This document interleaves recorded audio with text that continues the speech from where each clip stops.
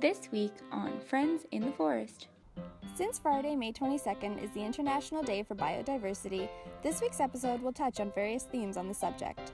We will first spend our day volunteering at the Arbo to tackle a pretty pesky invasive species.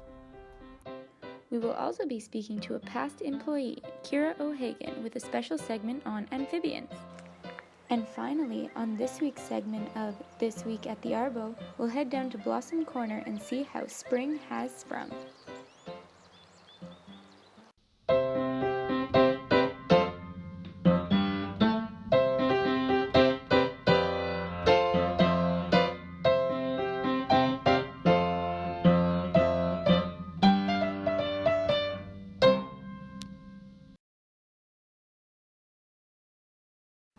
According to the NOAA, an invasive species is an organism that causes ecological or economic harm in a new environment where it's not native. One of the Arboretum's invasive plant species is garlic mustard. An invasive species is usually pretty hardy and will take over, pushing out those that are native to the region, thus reducing the biodiversity that is so important for the health of the ecosystem. Today, we'll be working with Arbo volunteers to try to eradicate the invasive species garlic mustard. Hi, I'm Hannah. Welcome to Blossom Corner.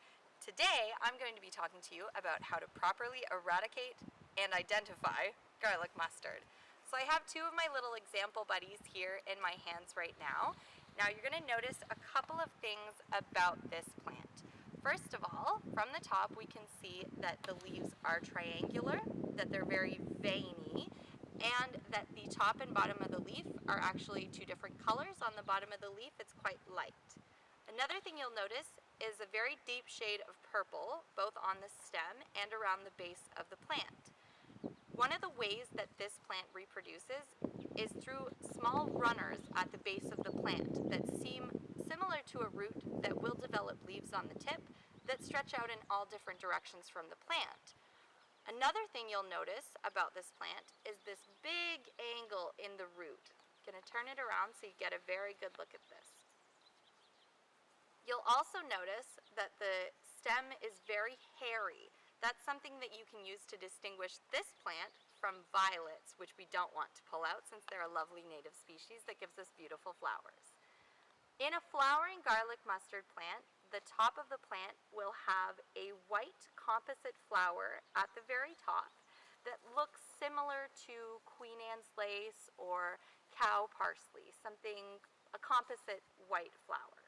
Now, one of the best ways to remove garlic mustard, especially when it's about, the size of your hand here, you're going to want to go to the base of the plant, feel until you get to the angle. There's this nice elbow in the root like I showed you before. You're going to want to feel down to the bottom once it starts to get straight, when you've got the taproot that goes straight down.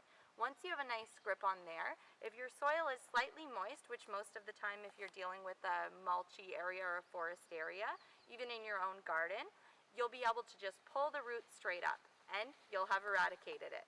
Now once you've pulled out your plant, it is very important to not dispose of this in the compost and to not leave it on the ground.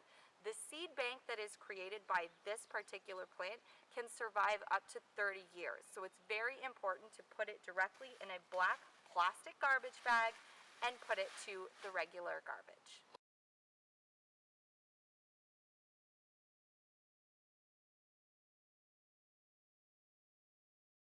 If you're interested in volunteering, you can always email morgan.arboretum@mcgill.ca for more information. We'd love to have you.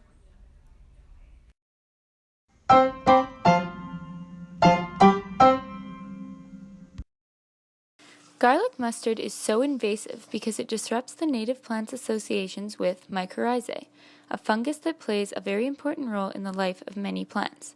As fungi grow, they form a stringy network called mycelium. Mycorrhizae are no exception, and they form these stringy networks beneath the soil where plants are growing. The fungus form what we call a mutualistic symbiosis with the roots of the plant. This simply means that the mycorrhizal fungi attach themselves to the plant roots and they both benefit from each other. The fungus gets something from the plant and the plant gets something from the fungus.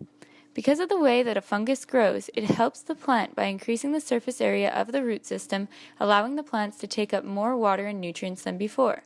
In return, the fungus benefits from a sugar supply provided by the plant it is attached to. So, if our invasive garlic mustard blocks mycorrhizae from growing, they slow the growth of the native plant, and the garlic mustard can beat them to the finish line and take over the area faster.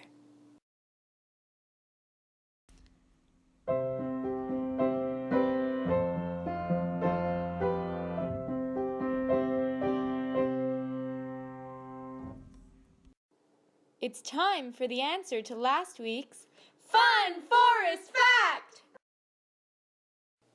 A group of frogs is called an army of frogs. Stay tuned for this week's Fun Forest Fact.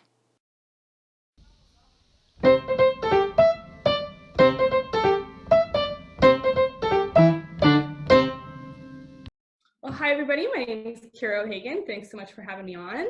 I am a huge fan of amphibians and reptiles. I studied environmental and wildlife management at Vanier. I used to work at the Morgan Arboretum. One of my favorite pastimes is spending time outside in the woods looking for amphibians and reptiles, just observing their behavior. I've also worked with amphibians and reptiles professionally in Central America for a while. So hopefully I can answer any questions that you guys have today. Oh, this picture was actually taken this week at the Arboretum, and we're wondering if you could maybe comment on the picture and maybe give us a little bit of an idea about what's happening with frogs at this time of year. Yeah, absolutely. I mean, I think it's very important to note that depending on the species of frog, they cope with winter a little bit differently. However, in this photo, I believe this is a green frog. I'm not 100% sure because green frogs and bullfrogs are very similar, but based on my knowledge of the area, I'm going to assume that this is a green frog. Green frogs over winter spend time at the bottoms of ponds, just like this.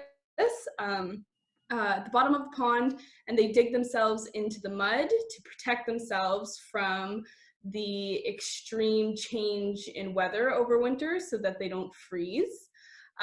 During this time of the year, they're coming out of that hibernation and that burrowing, and they come up to warm up their body to readjust to the spring climate and start to eat and gain weight, all the weight that they lost over the winter.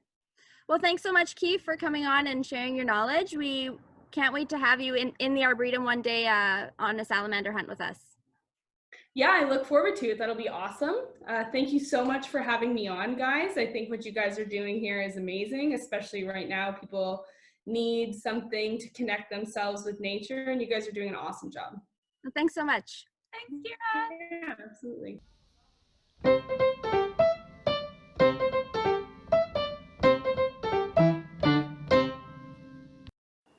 Thank you so much to Pascal Marchand for his footage from Monday of the magnificent pileated woodpecker.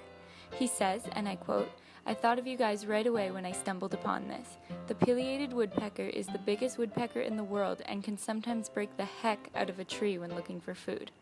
Be sure to check out his stuff at www.the4kguy.com.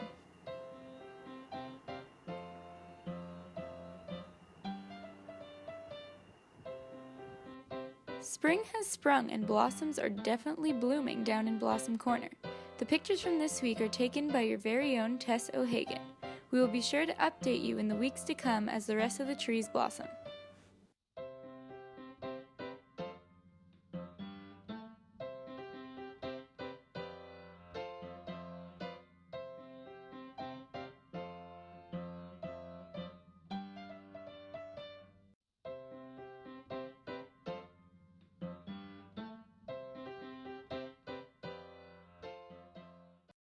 If you'd like to share your Arbo photos or videos, email your media to morgan.arboretum@mcgill.ca.